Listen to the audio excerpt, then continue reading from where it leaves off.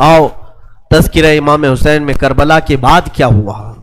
جب سارے شہید ہو گئے، ان کی لاشوں پر گھوڑے دوڑائے گئے، تو جو لوگ قریب آبادیوں کے لوگ تھے وہ آئے، ان لاشوں کو سمیٹا، کتنوں کو تو انہوں نے دفن کیا اور مولا حسین کو دفن کیا۔ اب بیبیاں خیمے میں تھیں، قیدی بنائی گئیں۔ سیدہ زینب فاطمہ زہرا کی سگی بیٹی ہیں، حسین ابن علی کی سگی بہن ہیں، زوجات امام حسین ہیں، بی بی سکینہ ہیں۔ اس خیمے میں چند عورتیں رہ گئیں اور بیمار زین العابدین ہیں۔ یزیدی لشکر کی طرف سے لوگ آئے اور کہا کہ اپنے ہاتھ آگے بڑھاؤ۔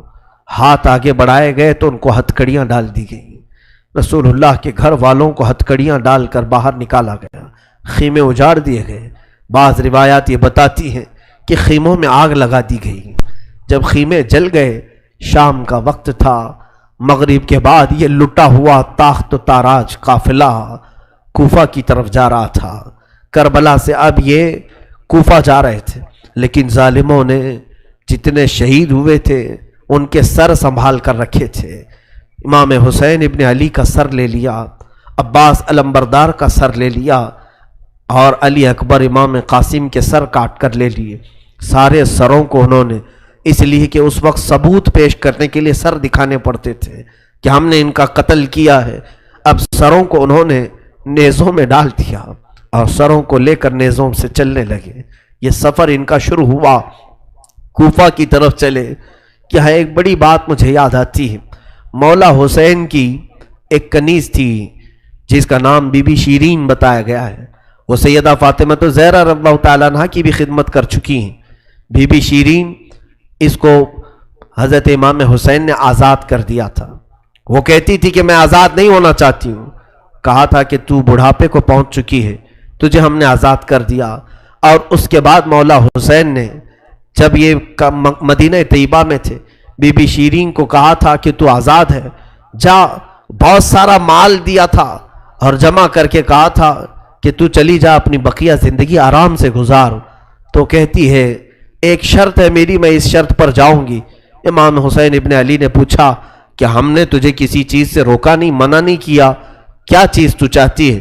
بی بی شیرین نے کہا تھا کہ مولا حسین، بس چاہتی ہوں کہ میں گھر بنا لوں، گھر میں رہوں، ایک بار آپ اپنے قدم رکھ دینا، ہم غریبوں کے گھر پر ایک بار آپ تشریف لے آئیں، میری وہ معراج ہو جائے گی۔ امام حسین نے کہا بس اتنی سی بات، ہم تو غریبوں کے گھر روز جانا پسند کرتے ہیں، ہم روز جانا پسند کریں، جا ٹھیک ہے تیرے گھر ہم آئیں گے۔ اور بی بی شیرین نے کہا نہیں مولا، میری ایک درخواست یہ ہے کہ آپ اپنے خاندان کے ساتھ آئیں گے، اپنے شہزادوں شہزادیوں عورتوں کے ساتھ آئیں گے۔ مولا حسین نے ساری عورتوں سے کہا دیکھو بی بی شیرین کہتی ہے اس کے گھر دعوت ہے، ہم سب آئیں گے۔ اور اس کو بطور مسکراتے ہوئے آپ نے فرمایا بی بی شیرین، ایسا نہ ہو کہ ہم آئیں اور تو پہچان ہی نہ سکے، ایسا نہ ہو کہ تو پہچان ہی نہ سکے۔ قدموں میں گر گئی، کہا کہ میں آپ کے گھر کی کھائی ہوئی، میں آپ کی پروردہ، کبھی آپ کو نہ پہچانوں، ایسا کیسے ہو سکتا ہے؟ وہ خاتون گئی، کوفہ کے قریب ایک چھوٹی سی بستی میں گھر بنایا، بڑا اچھا سا گھر بنایا، اور اس کی بستی والے بھی اس کی بڑی عزت کرتے تھے کہ یہ فاطمہ کے گھر کام کی ہوئی عورت ہے، حسین ابن علی کے گھر کام کی ہوئی عورت ہے۔ وہ ہر گھر میں جاتی تھی، بستی والوں سے کہتی تھی لوگوں دیکھنا میں نے گھر بنایا اور پیغام بھیج دیا ہے، فاطمہ کے لاڈلے شہزادے رسول امام حسین نے مجھے وعدہ کیا ہے ایک بار وہ میرے گھر تشریف لائیں گے۔ بستی والے کہتے تھے کیا تیری قسمت ہے کہ تیرے گھر مولا حسین آنے کی بات کر چکے ہیں، رسول اللہ کا شہزادہ تیرے گھر آئے گا۔ سب اس کی گاؤں میں بڑی عزت تھی، لوگ کہتے تھے کہ اس کی بات پر حسین آنے والے ہیں۔ ایک بار جیسے ہی بی بی شیرین کو خبر ہوئی کہ امام حسین مدینہ سے مکہ نکل چکے ہیں اور مکہ سے کوفہ آنے والے ہیں، جیسے ہی یہ خبر ملی تو اس نے پیغام بھجوایا اور پھر اپنے گھر کو رنگ و روغن کرنا شروع کر دیا اور کمرے سجائے کہ مولا حسین کا قافلہ آ رہا ہے اور کوفہ جانے والے ہیں اور میرے گھر پر ٹھہریں گے۔ جنگ کی کوئی خبر ہی نہیں تھی۔ گاؤں والوں کو جیسی اطلاع ہوئی، گاؤں کے سارے لوگ اس کے ساتھ مل گئے۔ پورے گاؤں میں سارے لوگ گھروں کی تیاریاں کر رہے تھے اور سب لوگ روز انتظار کرتے. بی بی شیریں پہاڑ کے ایک چوٹی پر صبح سے شام تک بیٹھتی, ہر آنے جانے والے قافلے والے کو دیکھتی, جو مکہ سے کوفہ کے لیے آ رہا ہے جا رہا ہے دیکھتی, انتظار کرتی. اس میں امام حسین اپنے گھر والوں کے ساتھ آنے والے نہیں آئے. کئی دن گزر گئے اور اسی زمانے میں ایک رات ایسی آئی کہ اس کے گھر ایک عورت آئی. کہا بی بی شیریں اٹھو جلدی. کہا کیا؟ کہ حاکم بصرہ ابن زیاد کا لشکر بہت بڑا لشکر ہے اور وہ لشکر باہر آیا ہوا ہے, تیرا بڑا گھر ہے, وہ چاہتے ہیں کہ آج کی رات تیرے گھر میں گزارے. کہا کون لوگ ہیں, کیوں آئے ہیں؟ کہا سنا ہے کہ ایک باغی نے بغاوت کی تھی اور اس کا سر کچل دیا گیا, اسے مار کر کے اس کا سر لایا گیا ہے اور اسی کو دمشق امیر المومنین یزید کے پاس لے جایا جا رہا ہے. بی بی شیریں نے کہا پتہ نہیں کون سا باغی تھا, کس نے بغاوت کی تھی, کس سے جنگ ہوئی تھی, خبر نہیں ہے. بہرحال اگر حاکم کا قافلہ گھر کے دروازے پر کھڑا ہے تو میں دروازہ کھول دیتی ہوں. دروازہ اس نے کھولا. بہت سارے رات کا وقت ہے, شہزادوں کے سر نیزوں پر لٹکے ہوئے ہیں. حسین ابن علی کا چہرہ دھول میں اٹا ہوا تھا, زلفیں چہرے پر آئی ہوئی تھیں, بیبیاں سب باندی بنا کر لائی گئی تھیں اور سب جکڑی ہوئی تھیں, چہرے ان کے بالوں سے ڈھاکے ہوئے تھے. اس خاتون نے دیکھا اور کہا ہائے ہائے افسوس, قیدی آئے ہیں میرے گھر. مولا حسین کہتے تھے قیدیوں کے ساتھ اچھا سلوک کیا جائے, قیدیوں کے ساتھ اچھا سلوک کیا جائے.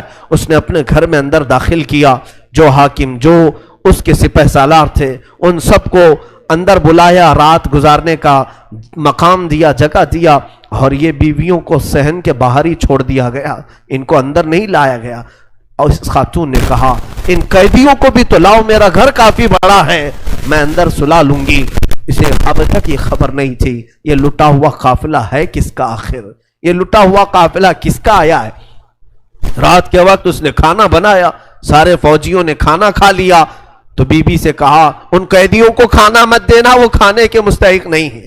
اس نے چلا کر کے کہا دیکھو ہمارا دستور یہ ہے کہ میں فاطمہ کے گھر کام کر چکی ہوں, وہاں فاقے تو رکھتے تھے لوگ, گھر میں فاقہ تو ہوتا تھا, لیکن باہر آنے والے مہمان کو بھوکا نہیں رکھا جاتا, وہ چاہے قیدی ہوں باغی ہوں جس طرح کے ہوں, مجھ سے جو بن سکے گا میں کھلاؤں گی.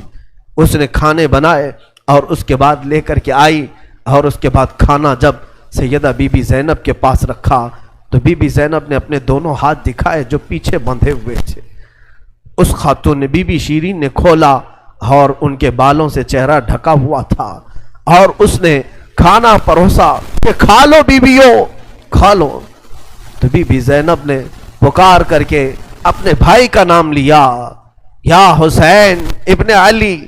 تو بی بی شیریں چونک اٹھی, یہ نام تو کیوں لے رہی ہے, یہ نام تو میرے آقا کا ہے جس کی میں باندھی تھی, میں خدمت گزار تھی, یہ نام تو کیوں لے رہی ہے. بی بی زینب کہتی ہے بی بی شیریں کیا ہم نے تجھے پہچان لیا, بابا نہیں کہتے تھے, کسی دن ہم گھر پر آئے اور تو پہچان ہی نہ سکے. یہ جو اونچے نیزے پر سر دکھ رہا ہے تیرے آقا مولا حسین کا سر ہے, اور یہ علی اکبر کا سر ہے, یہ قاسم کا سر ہے. بی بی زینب پکارتی گئی. بی بی شیریں نے دیکھا اور پکار کر کے کہا مولا کیسی مہمان نوازی کا وقت تم نے دیا, کیا اس طرح بھی کوئی مہمان بنتا ہے کسی کے گھر. اور یہ کہتی ہوئی غش کھا کر گر پڑی, اس پر پانی ڈالا جاتا, وہ اٹھتی پھر غش کھا جاتی, بے ہوش ہو جاتی. سچ کہا تھا مولا حسین نے, اے بی بی شیریں ہم تو وعدہ کیے ہیں آ کر رہیں گے, کہیں ایسا نہ ہو کہ تو پہچان ہی نہ سکے. سچ کہا تھا مولا حسین, آپ اس حالت میں میرے گھر آئے کہ میں پہچان نہ سکی, کیونکہ وہم و گمان میں بھی نہیں تھا کہ فاطمہ کے لاڈلے کا کٹا ہوا سر کبھی گھر آ سکتا. وہ غش کھا کر کے گر گئی. روایات میں ہے صبح جب اٹھا لوگوں نے, فوجیوں نے اٹھ کر کے دیکھا تو بی بی شیریں کا جسم ٹھنڈا پڑ چکا تھا, اس کی روح نکل چکی تھی. غم حسین میں لوگوں کی جانیں چلی گئی. یہاں آج دو آنسو ہمارے نکلتے ہیں تو لوگ ہمیں بولتے ہیں, غم حسین میں لوگوں کی روح نکل گئی. جو اصلی محبت کرنے والے تھے وہ دنیا سے ہی رخصت ہو گئے.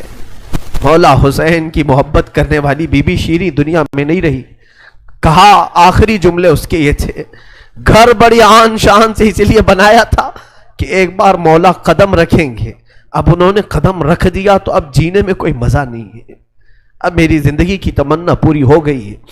اس کے بعد یہ قافلہ نکلا، کوفہ کی طرف جا رہا تھا، ابن زیاد تک پہنچنا تھا. حاکم بصرہ، حاکم کوفہ عبید اللہ بن زیاد کے پاس یہ قافلہ جانے سے پہلے کئی منزلوں پر رکا. دوسری رات آئی تھی. دوسری رات ایک گرجا گھر کے پاس ان کا قیام ہوا. وہ ایک عیسائی کا گرجا تھا، وہاں پر قیام ہوا. عیسائی نے دیکھا کہ بہت سارے کٹے ہوئے سر آئے. اس نے بھی اپنے چرچ میں رکنے کی اجازت دی تھی. ہائے افسوس، عیسائی بھی رحم کھا رہے ہیں. کیسے وہ مسلمان تھے جو رسول اللہ کے گھر والوں پر رحم نہ کھا سکے. عیسائی نے وہاں پر رکنے کی اجازت دی. اس کے بعد کہا، رات کو اس نے کہا کہ یہ جو سروں پر، یہ جو نیزوں پر سر ہیں، کیا یہ ہمیں ایک رات کے لیے دو گے؟ لوگوں نے کہا لے لو لے لو، لیکن امانت کے ساتھ واپس کرنا کہ یہ ہمیں دمشق پہنچانا ہے. اس نے سر حسین کو لیا، دھول کو صاف کیا، اس لیے کہ اسے دور سے اس چہرے میں کچھ چمک نظر آ رہی تھی. اس عیسائی راہب نے رات کے وقت دیکھا، ایک تخت پر رکھ کر کے سر حسین کا غور سے مطالعہ کرنے لگا اور اپنی پرانی کتابوں سے ملانے لگا. پرانی کتابیں پڑھتا تھا اور چہرہ دیکھتا تھا، بار بار دیکھتا تھا. پھر چیخ کر کے کہا، ہاں میں اپنے مقام کو پہنچ گیا، اس لیے کہ مقدس کتابوں میں لکھا ہوا ہے نبی کے آخری نبی کا نواسا ظلمن قتل کیا جائے گا اور اس راستے سے جائے گا، اور یہاں کی گرجا میں اگر رکے تو گرجا میں جو خدمت گزار ہے وہ اس کی خدمت کرے، مولا اسے جنت عطا کرے گا. وہ عیسائی راہب کہتا ہے وہ چہرے میں ساری علامتیں جو کتابوں میں لکھی یہی ہیں. وہ ایمان لے آیا، کلمہ طیبہ پڑھا، اسلام قبول کیا. رات میں اس کی دنیا بدل گئی. میرے عزیزو، اسی کو کہا جاتا ہے اسلام زندہ ہوتا ہے ہر کربلا کے بعد. حسین کے انتقال کے بعد بھی اسلام پھیل رہا، ایمان دوسروں کو بانٹ رہے ہیں. صبح تک اس گرجا میں رکے، پھر دن پورا گزارے اور شام کے وقت ٹھنڈے وقت میں کوچ کرنے کا ارادہ کیا. اور سر امام حسین جو ان لوگوں نے نیزے پر لیا تھا اس کو ایک جگہ گاڑ دیا، اور اس کے بعد اپنے پانی وغیرہ کے استعمال کے بعد قافلے کو کوچ کرنے کا حکم دیا.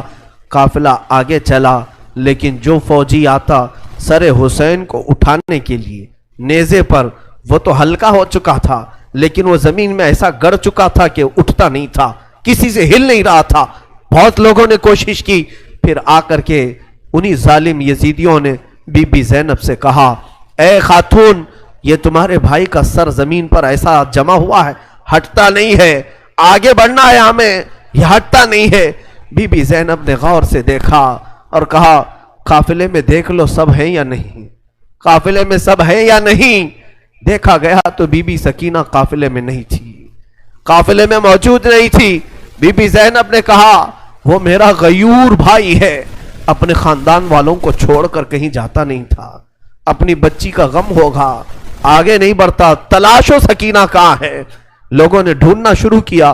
پہاڑ کی ایک چھوٹی سی چوٹی پر وہ بیٹھی ہیں اور ایک خاتون کی گود میں بیٹھی ہیں.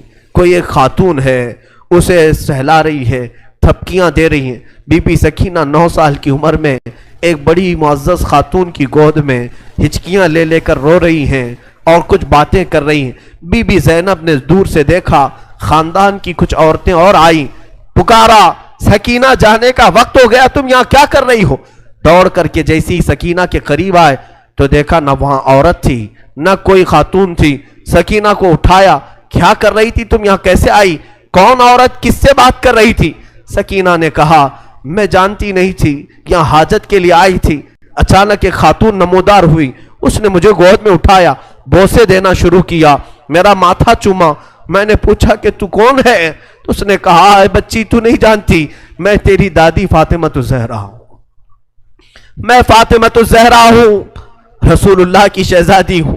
میں اپنی دادی کے گود میں سو گئی، بڑا نرم گود تھا، بڑی ان کی नाजुक हाथ थे और वो मुझे सहला रही थी और मुझसे पूछ रही थी कि कैसे करबला में क्या क्या हुआ, सुना बच्ची। मैं अली असगर की शहादत दादी को सुना रही थी, अली अकबर कैसे कत्ल हुए दादी को सुना रही थी। उनके आंसू बहते थे और मेरे जिस्म पर गिरते थे और मैंने करबला की सारी दास्तान अम्मा फातिमा को सुना रही थी। सैयदा ज़ैनब की चीख निकल पड़ी कि माँ फातिमा अब भी बेकरार है, इसलिए कि हज़रत इमाम मुस्लिम फरमाते हैं, एक बड़े बुजुर्ग हैं, ताबई हैं, कहते हैं मैंने ख्वाब में देखा एक बूढ़ी खातून को, करबला का ये मंजर जो था 10वीं मुहर्रम को हुआ, 9 मुहर्रम को ख्वाब देखें या आशूरा की रात को उन्होंने ख्वाब देखा। कहते हैं एक बूढ़ी औरत है, बड़ी उम्र वाली औरत है, जुब्बा उसके सर पर पड़ा हुआ है, झाड़ू लेकर मैदान झाड़ रही है, पूरा मैदान झाड़ा। तो ये इमाम मुस्लिम फरमाते हैं मैंने दूर से पुकार करके कहा, बीबी कौन हो आप, ये मैदान क्यों झाड़ रही हो? उन्होंने पलटे बगैर कहा, ऐ शख्स मैं रसूलुल्लाह की बेटी फातिमतुज़ ज़हरा हूँ, ये मैदान करबला है, मैं यहाँ झाड़ रही हूँ इसलिए कि कल मेरा लाडला यहाँ गिरने वाला है, कहीं कोई नोकीले कंकर उसके जिस्म में न चुभ जाए। मुझे दर्द होगा अगर हुसैन को कोई ज़मीन की कंकरियाँ चुभें, मैं साफ तो कर लूँ। फातिमतुज़ ज़हरा का गम हम नहीं जान सकते मेरे अजीज, एहसास नहीं कर सकोगे। गम की दास्तानें बड़ी हैं, बहुत हैं, वाक़यात सुनाने के लिए मेरे पास वक्त नहीं है, मैं समेटता हूँ। अज़ीज़ान गिरामी, ये ताख्त व ताराज काफिला, ये असीरान अहले बैत कूफा पहुँचे इब्न ज़ियाद के महल में। इब्न ज़ियाद ने देखा हुसैन इब्न अली को ताने मारने लगा, कहा कि तुमने बड़ा गलत किया, तुमने यजीद के खिलाफ खुरूज किया, बगावत किया, और उसके बाद बहुत सारी बेहुरमती करने के बाद इस काफिले को उसने दमिश्क रवाना किया। दमिश्क मुल्क शाम की राजधानी, आज भी मुल्क शाम में, जिसको इंग्लिश में दमस्कस कहा जाता है, दिमश्क है वो असल। दिमश्क में जब ये काफिला पहुंचने लगा वहां के हालात अलग थे। बाजार शाम पर लानत हो, बाजार शाम पर का बुरा हो, वहां शाम का बाजार सजाया गया था, घर घर वहां सजाए गए थे और लोगों में यह जश्न का माहौल था कि आज बागियों के सर लाए जा रहे हैं और कैदियों को जकड़ करके मुल्क शाम खलीफा वक्त यजीद के दरबार में पेश किया जा रहा है। लोग छतों पर चढ़ चुके थे यह मंजर देखने के लिए, ये अलम जो उठा करके आ रहे थे लोग काफिले यजीद में। यजीदी लश्कर जो कूफा से दिमश्क दाखिल हो रहा था, दिमश्क के दरवाजे पर यह काफिला पहुंचा है, सरे इमाम हुसैन को नेज़े पर लेकर, अली अकबर, इमाम कासिम, अब्बास का सर लेकर ये लोग पहुंचे हुए हैं। अभी मुल्क शाम के बाजार में देखा, अचानक तबले बजना शुरू हो गए, ढोलों की आवाजें बुलंद हो गई, बाजे शुरू हो गए और बहुत ज्यादा बांसुरियां बजने लगी और इस जश्न के माहौल में इस काफिले को लाया जा रहा है। आगे लोग नाचते हुए जा रहे हैं, खेलते हुए जा रहे हैं कि फतेह मुबीन यजीद का अच्छा हो, जय जयकार लग रही थी। खानदान अहले बैत को कैदी बना करके लाया गया है। मेरे अजीजों, उस खानदान अहले बैत के साथ वहां जो मामलात हुए, कई लोग थे जो देखने के लिए दूर दूर से आए थे। एक सहाबी हैं, वो कहते हैं मैं तिजारत के लिए गया था, तो मुझे खबर हुई कि आज अहले बैत का काफिला यहाँ आ रहा है, तो मैं दौड़ता हुआ पहुंचा और जैसे ही मैंने देखा, देख करके मैं जब्त ना कर सका, वो चेहरा आज नेज़े पर था जो कभी मेरे मुस्तफ़ा के कंधे पर हुआ करता था। वो सहाबी कहते हैं उनके लबों पर मेरे आका अपने होंठ रखा करते थे, उनकी गर्दन को सूंघा करते थे। वो हुसैन की गर्दन को इन्होंने तलवार से अलग किया हुआ था और नेज़े पर ला रहे थे। वो सहाबी दौड़ते हुए आए, कहा मेरी जिंदगी का बुरा हो, मैं हुसैन का साथ नहीं दे सका, मैं हैदर के घर वालों का साथ नहीं दे सका। बच्चियां थीं जो कैदी बनाकर लाई गई थीं, दौड़ करके वो सहाबी आए और बीबी सकीना के पास आए। नन्ही सी 9 साल की उम्र की बच्ची भी कैदी बनकर आई, दौड़ करके साथ करीब आए, पूछा कि बच्ची मैं तुम्हारे गम में बराबर का शरीक हूं, मैं भी तुम्हारे गम में साथ हूं, अहले बैत का मैं वफादार हूं। उन्होंने तवज्जो नहीं की, इसलिए कि बीबी सकीना कहती हैं हम तो दुनिया से मायूस हो चुके थे, हमने कटने के वक्त किसी को आते हुए नहीं देखा, अब तमाशा देखने के लिए बहुत सारे लोग आते हैं, तवज्जो नहीं की। उस सहाबी रसूल ने आगे बढ़कर कहा कि सकीना मैं तुझे जानता हूं, तू हुसैन की बेटी है, تو فاطمہ کی لاڈلی ہے، تو شیر خدا کے گھر کی شہزادی، بتا کوئی حاجت ہو، کچھ کھانا پانی کوئی چیز۔ اللہ اللہ، یہ بھوکے اور پیاسوں نے کبھی کھانا کسی سے نہیں مانگا۔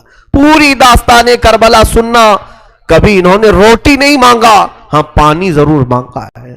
پانی مانگنا انسانیت کے لیے عیب نہیں، روٹی مانگنا محتاجی کی علامت ہو سکتی ہے۔ بی بی سکینہ نے کہا کہ بڑی حاجتیں پوچھ رہے ہو، کیا میری حاجت پوری کرو گے؟ کہا بتاؤ بچی، میں اپنی طرف سے جو ہو سکے کروں گا، میرے پاس پیسے ہیں، مال ہے، میں اس سے جو چاہے کروں گا۔ بی بی سکینہ نے صرف ایک درخواست کی کہ میرے نانا کے صحابی، بس اتنا کام کر لو کہ یہ جو اونچے نیزے پر میرے بابا کا سر ہے، حسین ابن علی کا، اس سر کو تھوڑا آگے بڑھا دو، یہ جو جلوس میں جا رہا ہے آگے بڑھا دو۔ ہمارے گھر کی بچیاں غور سے سنیں، میرے گھر کی عورتیں کان کھول کر کے سنو، 9 سال کی بچی کیا خواہش ظاہر کر رہی ہے۔ کہا اگر وہ نہیں بڑھتے ہیں تو انہیں پیسے دے، وہ انعام دے کر آگے بڑھاؤ۔ اس صحابی نے پوچھا کہ اس سر کو تمہارے قریب رہنا اچھا ہے، تمہارے قریب رہنا اچھا ہے، آگے کیوں بڑھانا چاہتی ہو؟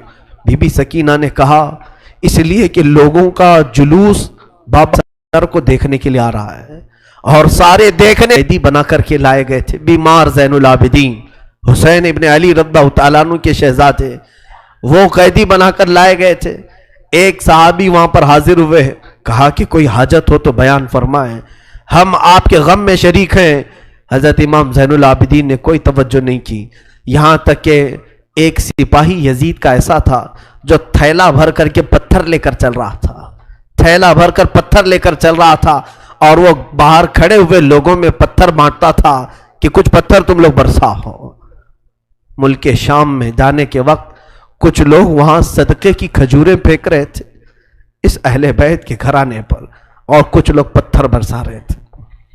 یزید کے یہ مخالف لوگ ہیں، باغی لوگ ہیں، ان کے دلوں میں یزید کی محبت تھی، بنو امیہ کے وفادار لوگ تھے۔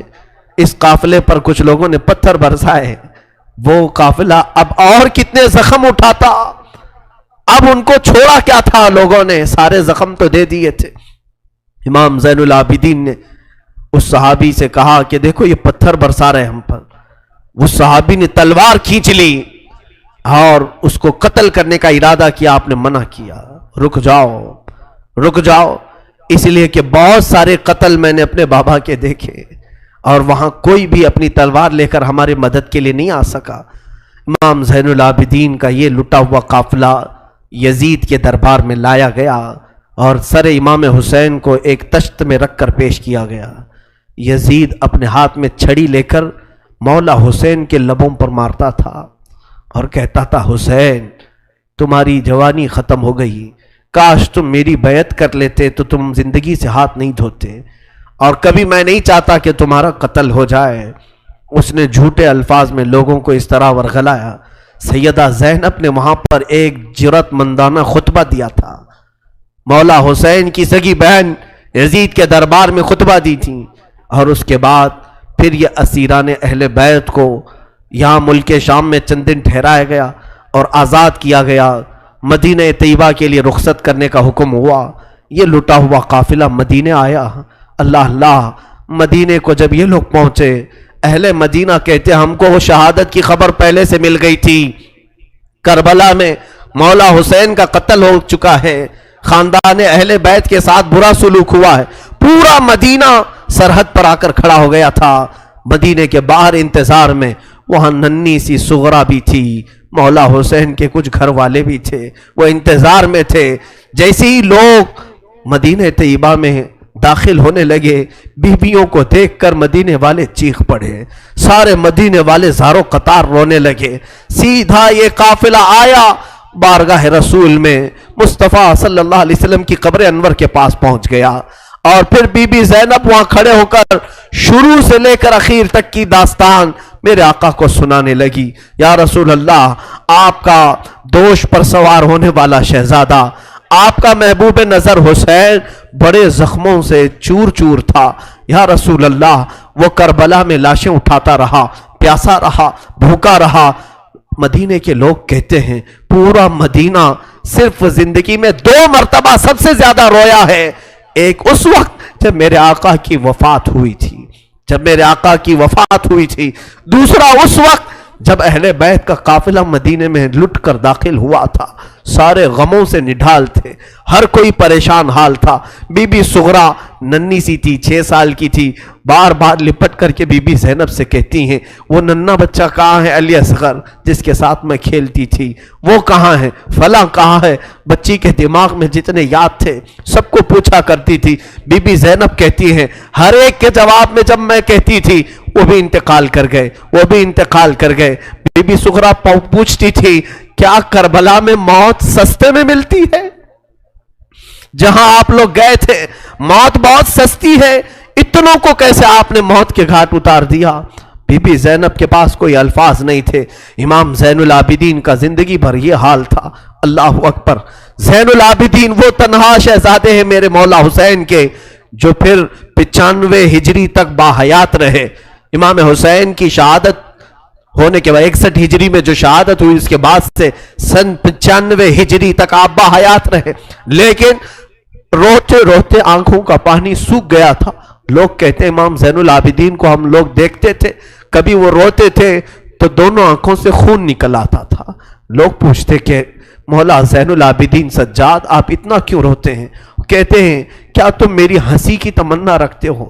جس کے سامنے اس کے بھائیوں کو، اس کے گھر والوں کو، اس کے باپ کو کاٹا گیا ہے، اس کے گھر والوں کو کاٹا گیا ہے۔ امام زین العابدین کا حال یہ تھا کہ امام زین العابدین شہر میں جا رہے تھے اور قصاب گوشت بیچنے والا دکان میں بیٹھا ہے، گوشت بیچ رہا ہے۔ جیسے ہی وہ قریب آنے لگے اس نے جلدی سے گوشت کے اوپر چادر ڈال دی، گوشت چھپا دیا۔ لوگ جو گوشت خریدنے والے کھڑے تھے انہوں نے پوچھا کہ اے بندے تو کیوں گوشت چھپا رہا ہے؟ کہا زین العابدین آ رہے ہیں، وہ ابھی یہاں کھڑے ہوں گے اور گوشت دیکھ کر کے رونا شروع کر دیتے ہیں، گوشت دیکھ کر کے رونا شروع کرتے۔ کہا ایسا کیوں کرتے ہیں؟ کہتے ہیں جب بھی وہ میری دکان کے پاس یہ کچا گوشت دیکھتے ہیں تو کہتے ہیں کہ میرے بھائیوں کا گوشت ایسے ہی کٹا گیا تھا اور ادھیڑا گیا تھا۔ زندگی بھر وہ گوشت کی دکان کے پاس کھڑے ہوتے تو ان کی آنکھیں بہہ جاتی۔ اور اس کے بعد ایک روایت یہ بھی ملتی ہے کہ قربانی کے دن تھے، مولا زین العابدین ایک جگہ سے گزر رہے ہیں، ایک قصائی بکرے کو لٹایا ہے اور جلدی سے اس پر چھری چلائی جا رہی تھی۔ امام زین العابدین دور سے کھڑے ہو گئے، کہا اے قصائی تو نے بکرے کو لٹایا، پانی پلایا کہ نہیں پلایا؟ وہ کھڑا ہوا، کہا اے امام زین العابدین ہم مسلمان ہیں، جانوروں کو کاٹتے ہیں تو پہلے پانی پلا کے کاٹتے ہیں۔ امام زین العابدین نے کربلا کی طرف منہ کیا، کہا مولا حسین مسلمان جانوروں کو پانی پلا کے کاٹتے ہیں، جانوروں کو پانی پلا کے کاٹتے ہیں، مگر اہل بیت کے کسی شہزادے کو ایک گھونٹ بھی پانی نہیں پلایا گیا اور انہیں ویسی ہی پیاسا شہید کیا گیا ہے، پیاسا کاٹا گیا ہے۔ امام زین العابدین کی پوری زندگی ایک ایک چیز کو دیکھتے تو رونے لگ جاتے تھے کہ کربلا میں یہ چیز نہیں تھی، یہ چیز نہیں تھی۔ ایک وقت ایسا بھی آیا، کوفہ کا گورنر ابن زیاد، یہ اب اس کے برے دن شروع ہو چکے تھے۔ میں پھر دوسری تقریر میں عرض کروں گا، زہر کی اذان انشاءاللہ تقریر کے بعد ہوگی۔ آج سارا مجمع یہاں پر ہے اور انشاءاللہ بغیر نماز پڑھے ہم تو یہاں سے جائیں گے نہیں، اور اذان لوگوں کو جمع کرنے کے لیے ہوتی ہے، جو آلریڈی جمع ہے پھر انہیں کیا جمع کیا جائے۔ اذان تو ہم دیں گے انشاءاللہ، صبر کریں۔ یہ وقت شہادت کا ہے، یہ وقت کربلا کی یاد کا ہے۔ مولا حسین کے یہ شہزادے امام زین العابدین رضی اللہ تعالیٰ، زندگی بھر آپ کے حالات یہ تھے کہ کبھی کچا گوشت دیکھیں تو رو پڑے، کسی جانور کو ذبح ہوتے دیکھیں تو رو پڑے۔ ایک بار امیر کوفہ ابن زیاد، اب امیر مختار نام کا ایک شخص جو بدلہ لینے کے لیے بعد میں اٹھ کھڑا ہوا، بعد میں کوفہ میں ایک ایسا شخص ظاہر ہوا جس کا نام مختار ثقفی تھا، اس نے اعلان کیا کہ میں قاتلان حسین کا بدلہ لوں گا، اور اس نے اٹھ کر کے کچھ اہل بیت سے محبت کرنے والوں کو اپنے قافلے میں جمع کیا، اور یہ قافلہ بڑھتا گیا یہاں تک کہ خون حسین کا بدلہ لینے کے لیے یزید کی موت کے بعد اس نے ہر ایک کو تلاشنا شروع کیا۔ شمر کو ڈھونڈا، اس کو قتل کیا، اور اس کے بعد عمر بن سعد کو ڈھونڈا، اسے قتل کیا۔ عبید اللہ بن زیاد جو کوفہ کا حاکم تھا، جو جڑ تھا اس فساد کا، اسے ڈھونڈا، اور اس کے بعد 22,000 کا جو لشکر تھا اس میں سے کسی ایک کو بھی اس نے زندہ نہیں چھوڑا، ایک کو بھی نہیں. جتنے وہاں شریک تھے سب کو قتل کیا، سب کو قتل کیا. اور 22,000 کو قتل کرنے کے بعد مختار ثقفی نے یہ اعلان کیا، ابھی میں نے حسین کی ایک انگلی کا بھی بدلہ نہیں لیا، میں حسین ابن علی کی ایک انگلی کا بھی بدلہ نہیں لیا. یزید خائب و خاسر ہو کر مر گیا. اور یزید کی سب سے بڑی ذلت تو یہ ہے، یزید کے بعد اس کا بیٹا معاویہ تخت پر بیٹھا. پہلے دن خلیفہ بنا کر اسے بٹھایا گیا، اس کے بعد 6 مہینے تک وہ گھر سے باہر ہی نہیں آیا. 6 مہینے کے بعد سیدھے لاش باہر آئی بیٹے کی. وہ 6 مہینے کبھی تخت پر نہیں بیٹھا یزید کے. لوگ کہتے تھے کہ معاویہ آپ یزید کے جانشین ہیں. وہ نیک شہزادہ تھا. دیکھیں اللہ کی مصلحت کیسی، صحابی کے پیٹ میں یزید پیدا ہوا، یزید کے پیٹ میں معاویہ، پھر اچھا شہزادہ پیدا ہوا، نیک تھا. اس نے کہا، لوگ جب کہتے تخت پر بیٹھ جائیے تو اس نے اس تخت کی طرف دیکھ کر کے تھوک دیا اور کہا اس تخت پر بیٹھوں جس پر شہزادہ رسول کا خون لگا ہوا ہے، اس تخت پر بیٹھوں جو تخت حسین ابن علی کے گھر والوں سے رنگا ہوا ہے. کبھی اس تخت پر نہیں بیٹھا. اس کی یزید کی سب سے بڑی ذلت تو اسی پہ ہے کہ اس کا خود کا بیٹا اس کے تخت پر تھوک دیا، نہیں بیٹھ سکا. لیکن حسین کا چرچا آج بھی ہے. حسین کے شہزادے گلی کوچوں میں ہر جگہ ہے. سادات کی خوشبو تم محسوس کرو گے آج بھی. حسین ابن علی کے یہ صاحبزادے زین العابدین جہاں پر رہ رہے تھے خیمے میں، تو ایک مرتبہ ایسا ہوا کہ ابن زیاد جان بچاتا ہوا بھاگتا ہوا نکل آیا، کیونکہ مختار ثقفی اس کے پیچھے لگ گیا تھا، اپنے سواریوں کو دوڑا دیا تھا اس کے پیچھے کہ عبید اللہ بن زیاد جہاں بھی ملے اسے پکڑ کر کے لاؤ، اسے پکڑ کر کے لاؤ. تو سب اس کے پیچھے لگ گئے. مختار ثقفی کے ڈر سے عبید اللہ بن زیاد جان بچاتا ہوا بھاگتا ہوا ایک خیمے میں آیا. وہ خیمہ کسی اور کا نہیں، امام زین العابدین کا تھا. وہاں پر پہنچ گیا. آپ قرآن پاک کی تلاوت میں مصروف تھے. مختار ثقفی کے ڈر سے آنے والا یہ عبید اللہ بن زیاد ہانپ رہا تھا، کانپ رہا تھا. امام زین العابدین نے سر اٹھا کر کے دیکھا، کیا بات ہے؟ کہا پیاس کی شدت ہے، اگر تمہارے پاس پانی ہو تو پلاؤ. امام زین العابدین نے فوراً کھٹوری بھری اور پانی دیا. اس نے پانی پیا اور پھر کہا اور پانی ملے گا.